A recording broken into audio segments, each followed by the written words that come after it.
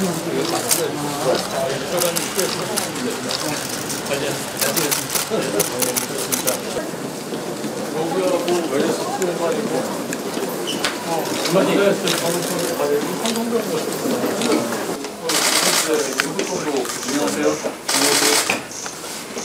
이렇게 치겠습니다. 죄송합니다. 안녕하세요. 안녕하세요. 한동훈입니다.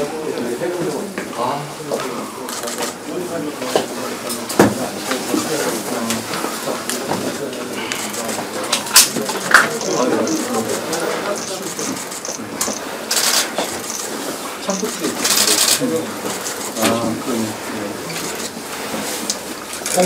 공분 있어요. 저는 공분했습니다. 좀 치료받으시는 거 오래되셨나요? 거의 다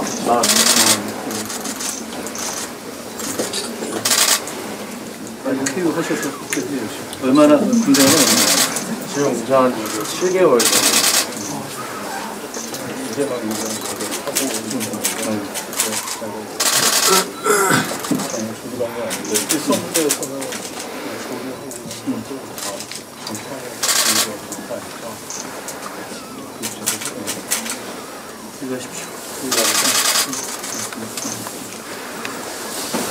안녕하세요. 안녕하세요. 한동훈입니다.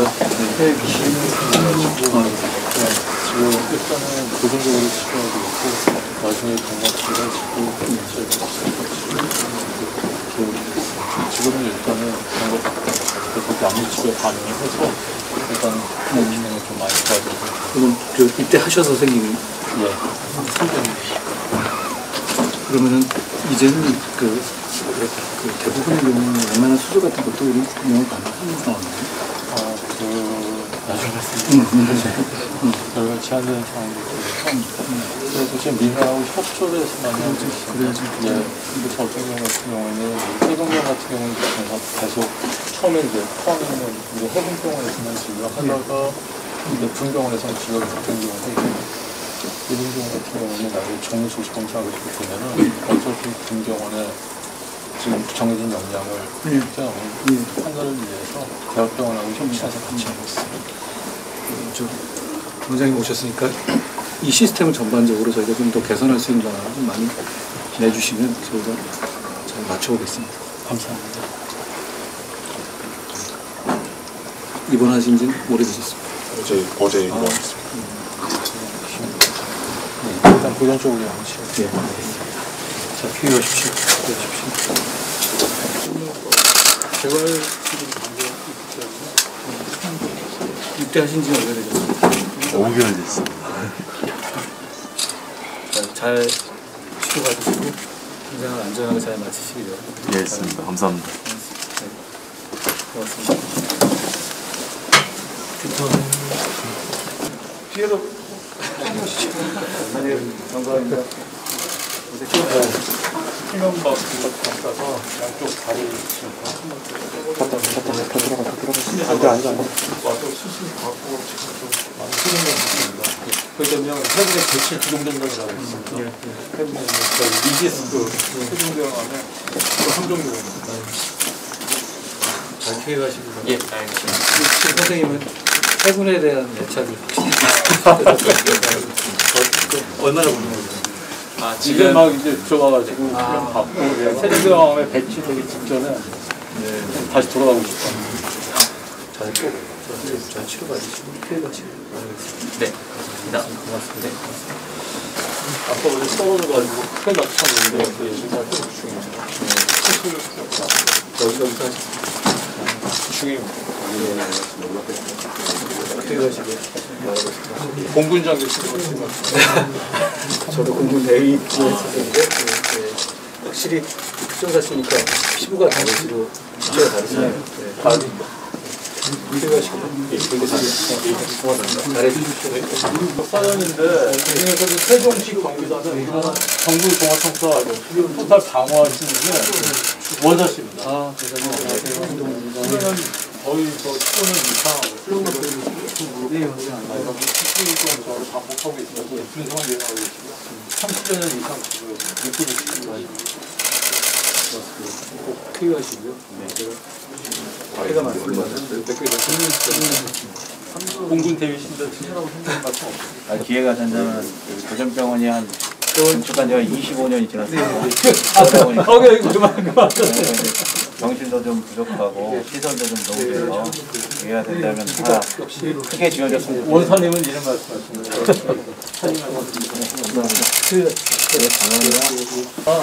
전투련 중에 무슨 오래 계셨습니다. 재벌 단계. 저 청주랍니다. 청주.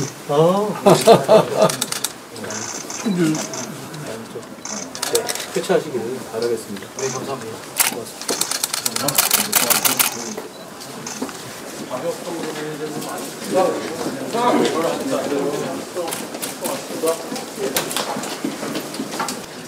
안녕하십니까. 국군 대전병원 기획관리실장 권미영 중령입니다.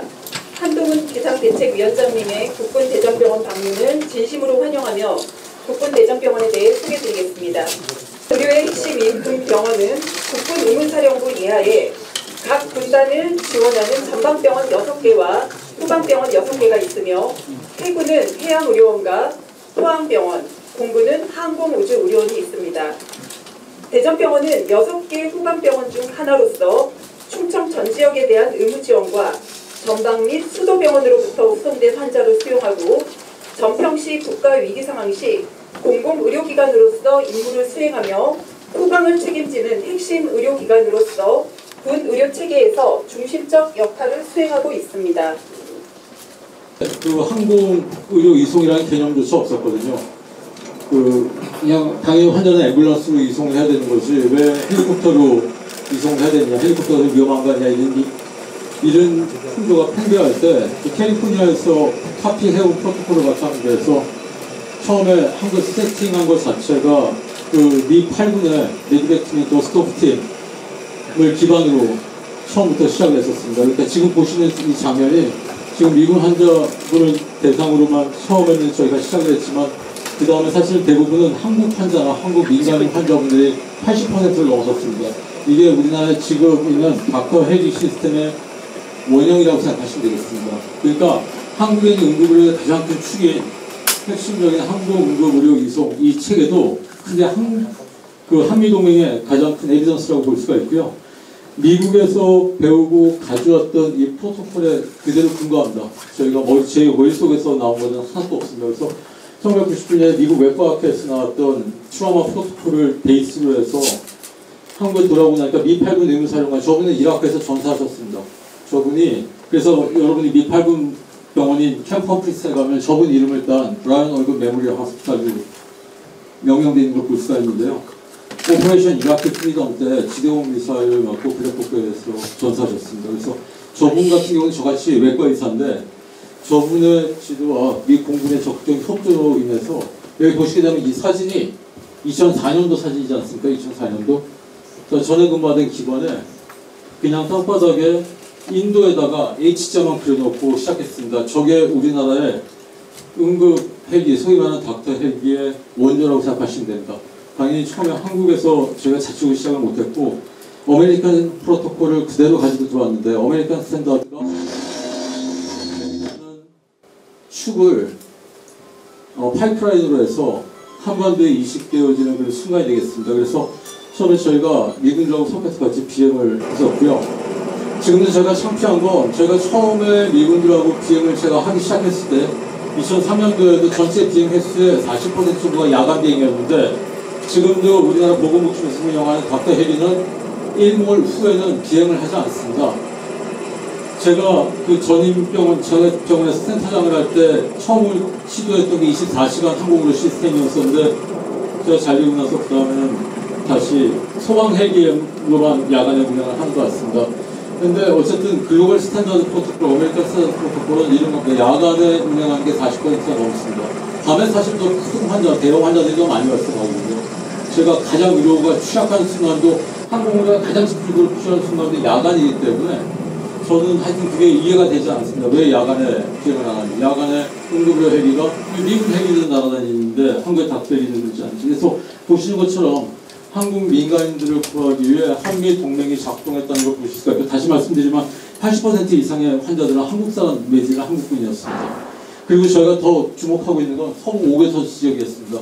연평도 포격 사건과 적의 도발 이후로 서북 5개도세의 긴장도가 높아지고 있는 이런 상황에서 그때도 저희가 가장 주 거점 타겟으로 잡고 있던 것은 백령도, 서청도, 연평도부터 시작해서 우도에 이르는 저희 창급 부대들이 목숨을 걸고 수호하고 있는 연평도 저쪽 부대에 대해서 굉장히 이 미군들이, 메디백 팀들이 걱정을 많이 하고 있는 부분은 저희가 분명한 것은 2010년도에 한나절 동안 연평도에서 얻어 터지고 있고 우리 해병대원들이 피를 흘리면서 죽어가고 있는데 단 한 대 의무 헬기도 뜨지 않았고 단 한 명의 의료진도 증포되지 않았다는 데 대해서 국제적인 망신이라고 생각하고 있습니다. 그래서 저희가 저걸 극복하기 위해서 계속 노력을 하고 있고, 저희는 하여튼 이런 노력들을 2003년도에서 지금 대전병원에서 저희가 지금 시도하고 있는 이런 노력들은 2003년도부터 내려오는 20년 이상의 레가시를 베이스로 하고 있고, 미 국방성과 펜타곤에서 직접 퍼미션을 받은 그런 작전 계획이 되겠습니다. 그래서 저희가 더 스톱 팀의 패치를 찰리 컴퍼니 제너럴 소프트 에비에이션 브리게이드라는 캠 험프리스의 저 부대를, 부대 마크를, 이게 왜 부대 마크를 저희가 패치에 제 비행복에 붙이고 있는 게 그 이유고요. 미 국방성뿐만 아니라 미 국무부에서도 디파트먼트 오브 스테이트에서도 한국의 주한 미국 대사를 통해서 리퍼트 대사십니다. 저는 리퍼트 대사는 미 해군 장교였습니다. 첩보장교 출신이십니다. 그리고 그 다음에 해리스 대사에 이르기까지 전임 주한 미 대사님들께서도 굉장히 지대한 관심을 가지고 물심양면을 지원을 해주셨던 노력들이 바로 이래서 그렇습니다. 다시 말씀드리지만 아메리칸 스탠더드 프로토콜이 단순히 6.25 전쟁 때나 베트남 전쟁 때 같은 전시뿐만이 아니고 평화 시에도 대한민국의 국민의 생명과 안전을 위해서 한미동맹이 작동하고 있던 축을 미 국방부에서도 굉장히 깊게 생각하고 있고 미 대사분들이 노력을 해주신 이유가 되겠습니다. 그래서 리퍼트 대사가 한국 떠나시기 전에 그런 말씀을 하셨는데 The biggest evidence of the American Korean Alliance는 한미 동맹의 가장 큰 에비던스는 not on the politician's table이라고 했습니다. 정치인들의 테이블 위에 있는 게 아니라 바로 여기 그 트라우마 시스템을 잘 작동시키고 한미 공조를 실천하고 있는 한미 양국군의 협업에 있다는 말씀하셨습니다. 그래서 저는 이게 단순히 한국군과 미국군의 단순한 연합훈련이라든가 어떤 전쟁 억지를 하는 능력이라는 프랙티컬한 영역을 떠나서 또 보면 우리 세대와 미국의 젊은 세대들이 그리고 다음에 미래 세대를 이끌어갈 양국의 젊은 청년들이 이 땅에서 자유와 평화를 지키기 위해서 같이 헌신하고 노력을 해가는 그런 젊은 세대들이 적정을 많이 늘려서 저희들이 한미 동맹을 구축하는 건 다음 세대에 저희가 전해주어야 될 가장 소중한 자산이라고 생각을 하고 있고, 저희가 아덴만의 여명 작전을 저희 유지대원들이 목숨을 걸고 완수를 했음에도 불구하고 그 다음에 크게 대두된 게 의료 문제였습니다. 군 의료뿐만 아니라 민간 의료에서도 외상 시스템이었기 때문에 그때 당시에 김건희 장관께서 특별히 명령을 하셔가지고 김건희 장관님 지휘하에 소북 5개도소에 대한 연공이 소방 헬기에서 개방이 되었고, 그 뒤로 소북 5개도소에 대한 저희가 신속 정리 작전이 해군에서 그리고 해병대 부대를 베이스로 해서 창급 부대에서 계속 이루어졌고, 거기서 저희가 굉장히 중요하게 생각하는 점은 항공의료와 해양의료 그리고 육상의료가 모두 만나서 통합된 민간군 시스템을 이루어야만 저희가 적의 도발에 대해서 적절히 방어를 해낼 수 있을 뿐만이 아니고 평시에 계속 민간인 환자들에 대한 이런 의료 지원을 육지에서와 해상에서 동일하게 이루어지는 그런 차원이 바로 선진국이라는 지름길이라고 생각을 하고 있고, 바로 이것이 한미동맹의 축에서 이루어졌다는 걸 굉장히 자랑스럽게 생각하고 있습니다. 그래서 이런 작전들이 계속 저희가 이루어지는 이런 상황들이 결국은 지금은 한국의 해양 의료식을 발전시킨 원동력이라고 보고 있고, 더 나아가서는 해외 파병되어 있는 그리고 200만이 넘는다고 하는 저희 재외국민에 대한 보호를 위해서 미 공군의 협조 그리고 미 공군의 에어 앰뷸런스 시스템을 저희가 같이 배우면서 퍼나가고 있고, 그 결과 지금 오늘 제5 공중 기동전 공군에 있는 이 장관님께서도 제가 알기로는 공군 대위신 걸로 알고 있습니다. 그래서 지금 공군에 있는 팀에 공군 제5 기동 전단에는 저희가 보통 공중 급유기를 쓰고 있는 KC-330이 있는데 유사시에 에어 앰뷸런스를 전환할 수 있도록 미 공군에서 저희가 많은 협조를 받아서 전력화를 완성한 바 있습니다. 그래서 저희가 여기 보시는 것처럼 민간군이 한 팀으로 이루어서 한미 동맹의 한 축에서 민간군 의료 협조 시스템을 이루어서 저희가 계속적으로 발전시켜 나가고 있고, 여기서 저희가 발전시켰던 의료 시스템은 역시 또 한미동맹 중에서 저 같은 경우에도 여기 박성균 중령과 함께 태평양, 남태평양 지역까지 파병을 갔었고요. 그럴 때 저희가 부상자가 발생할 때 이용하는 건 여기는 지금 미국의 C5 갤럭시를 이용한 에어 앰뷸런스 시스템이 되겠습니다.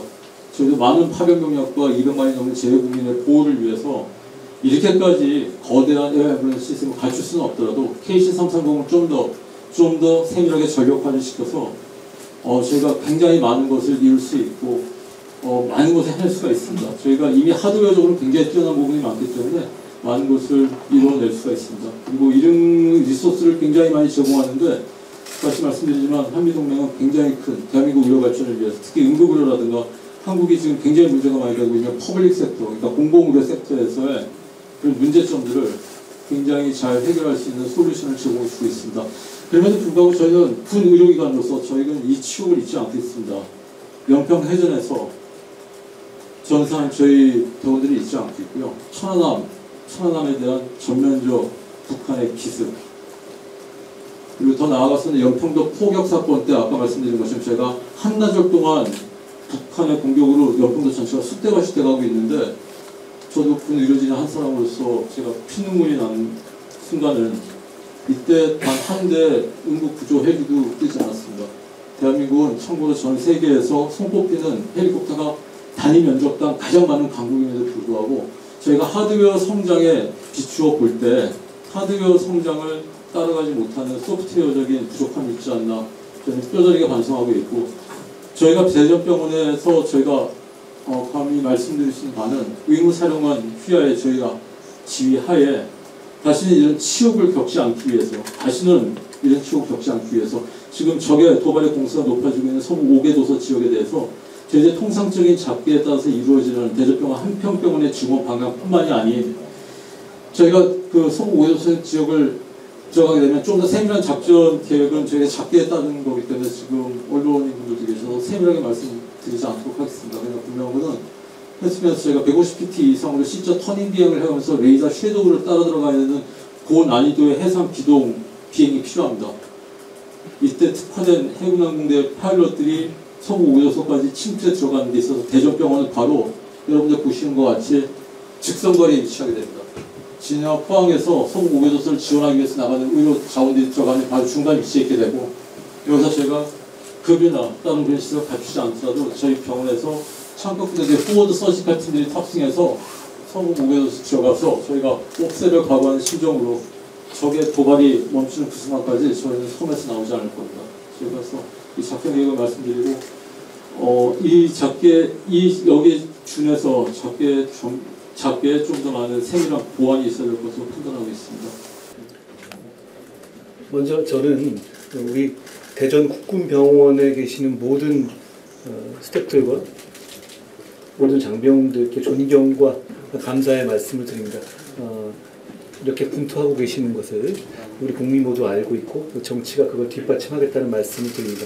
더 나아가서 제가 몇 분 뵀지만 국방의 의무를 다하다가 아프시거나 다치신 분들에 대한 예우를 정말 우리가 지금보다도 훨씬 더 잘해야 한다고 생각합니다. 그게 우리나라의 정체성을 보여주는 것이고요. 그런 면에서 우리도 할 수 있는 더 많은 것을 하겠다는 생각을 합니다. 저는 그 부분이 나라의 기초를 단단히 하는 거라고 생각합니다. 저는 이국종 원장님을 짧지만 대단히 깊게 알고 있다고 생각하는데요. 제가 또 몇 번 거절당해서 더 그렇습니다. 그렇지만 이국종 원장께서 지금 하고 계시는 이 일의 중요성이 정말 크다고 생각합니다. 이 부분을 통해서 우리나라가 발전할 수 있는 길을 만들어 주시고 보여주시면 저희가 그 부분을 다 잘 따라가겠다는 말씀드립니다. 원장께서는 응급의료체계 구축과 개선에 힘쓰셨죠. 제가 얼마 전에 윤한덕 이 박사님 주기에서도 말씀드렸지만 이 부분이 우리나라를 한 단계 더 높은 수준으로 이루는데 큰 역할을 하고 있고 했을 거라고 생각합니다. 어쩌면 좀 늦은 것이고 부족한 것이지만 이 부분을 제대로 해내는 것이 국민의 안전과 건강을 지키는 정말 필요하다고 생각합니다. 여기 더 나아가서 국정 원장께서 이 병원에 공모하신 거죠? 공모하실 생각을 갑자기 하셨습니까? 어쨌든 여기 오셔서 군의 의료 체계를 개선하시는데 이런 열정과 이 경험을 다 바쳐 주시려는 생각으로 오신 것을 저는 이해하고 있습니다. 저희도 그 부분을 충분히 이 뒷받침할 수 있게 노력하겠습니다. 저는 이런 군이나 늘 얘기하지 않습니까? 정치나 이런 곳에서 군이나 어떤 응급의료 체계의 발전이 필요하다고 얘기하는데 우리 같은 사람이 가지고 있는 건 그런 열정이나 어떤 건 결기 같은 건 있죠. 그렇지만 뭘 어떻게 해야 하는 것이 맞는지를 정해주는 것은 우리 군 장병들과 우리 군 관계자들 그리고 의료 관계자들의 몫입니다. 저희에게 정확한 할 일을 같이 생각해 주시고 같이 만들어 주시면 저희가 끝까지 함께 하겠다는 말씀을 드립니다. 저도 법무부 장관 하면서 저는 법적인 면에서 국가배상이나 이런 점에서 우리 군 장병들에게 부족한 점이 많다는 점을 너무나 잘 알고 있습니다. 그 부분을 개선하기 노력했는데요. 이 부분은 우리 나라가 한 단계 더 높이 도약하기 위해서는 반드시 우선적으로 해결해야 할 문제라고 생각합니다. 군 의료 면에서도 이번 원장이 여기 오신 이후에 눈에 띄는 발전, 다음 단계의 발전이 있기를 기대하고 믿어 의심치 않습니다. 군 장병 여러분들께 다시 한번 감사하다는 말씀을 드립니다. 고맙습니다. 그 바쁘신 정치일정 중에서도 여기까지 먼 걸음을 해주신 우리 당 비상대책위원장님과 그리고 국방위원장님, 존경하는 청 군인으로서 사랑을 돌아오신 우리 국방위원장님, 그리고 이상민 의원님, 그리고 여러 내빈 여러분들께 다시 한번 큰 감사를 드리고요. 저희들에게 이렇게 지원을 해주신다거나 여러 가지 관심을 가져주시는 것 자체는 저희들을 위해서, 저희들 어떤 이 기관에 소속되어 있는 사람들을 위해서 하는 건 절대 아니라고 생각하셔도 됩니다. 그럼 대한민국의 여러분들의 모든 여기 계신 분들이나 우리는 다, 특히 남자분들은 다 한때 군인이었거나 아니면 군인이 될 사람들을 자식으로 가지고 있던 어머니들이 아니겠습니까? 그렇죠? 그러니까 대한민국 군이 있어야지 국가가 존재할 수 있으니까 그 국가의 기틀을 잡는 일이라고 생각을 해주시고 여기까지 내려오신 귀한 발걸음을 해주신 거라고 생각을 하고 있습니다. 여러 가지 저희가 부족한 모습을 많이 보임에도 불구하고 이렇게 다시 한번 큰 관심을 가져주시고 여러 가지 지원을 해주시는 모든 분들께 다시 한번 충심으로 감사드리고 저희가 분명히 드릴 수 있는 말씀은 다시는 저희가 2010년도처럼 적의 도발에 무기력하게 당하는 모습을 보이지는 않겠다는 말씀을 분명히 드릴 수가 있습니다.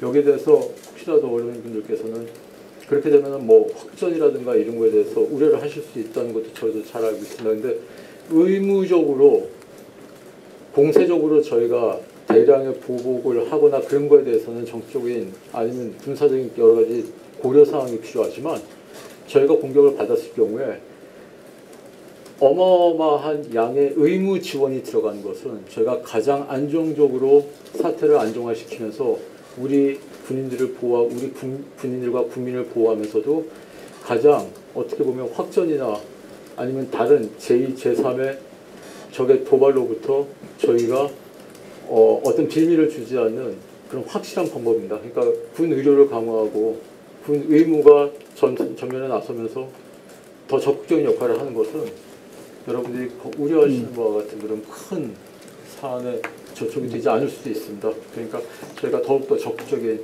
노력을 하겠다는 말씀을 약속을 드리겠습니다. 감사합니다. 네, 이제 이국종 원장님은 흰 가운도 잘 어울리시는데요. 군복이 더 잘 어울리시는 것 같았어요. 좋은 말씀 저희도 100% 공감하는 말씀이어서 좋은 말씀 잘 들었습니다.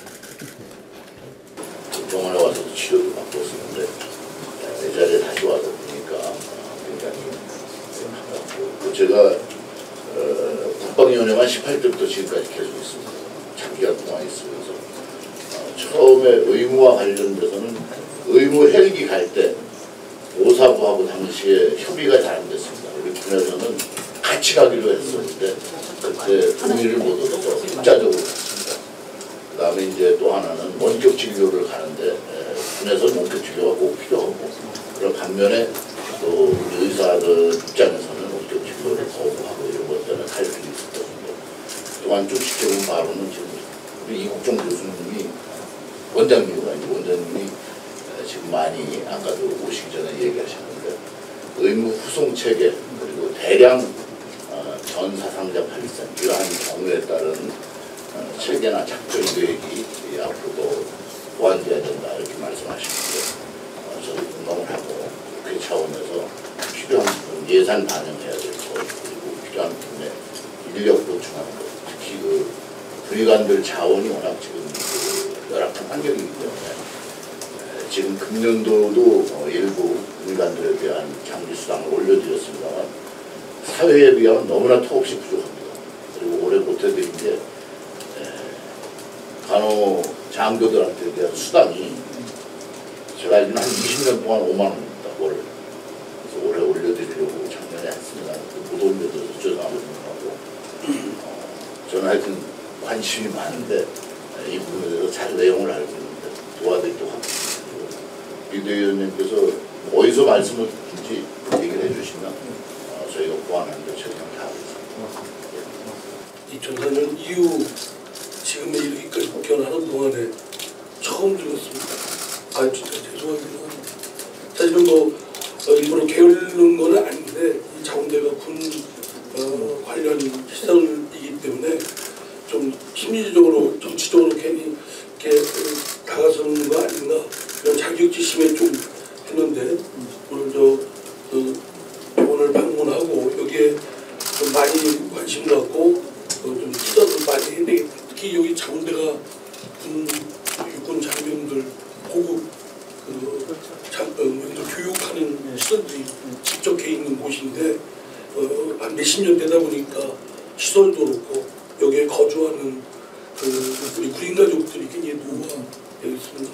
비대위원장님께서 특별히 관심 가져주시고 또 우리 박 위원장님께서 예산 좀 해주시면 제가 엎드려 감사드리겠습니다. 저도 노력하겠습니다. 감사합니다. 군에 대한 처우 개선은 군을 위한 게 아니라 우리 모두를 위한 것이라는 확신을 가지고 있습니다. 저희가 어떤 방식으로든 간에 그 방향으로 지치지 않고 끝까지 열심히 할 것이라는 약속을 분명히 드립니다. 오늘 저희가 폐를 끼쳤는데요.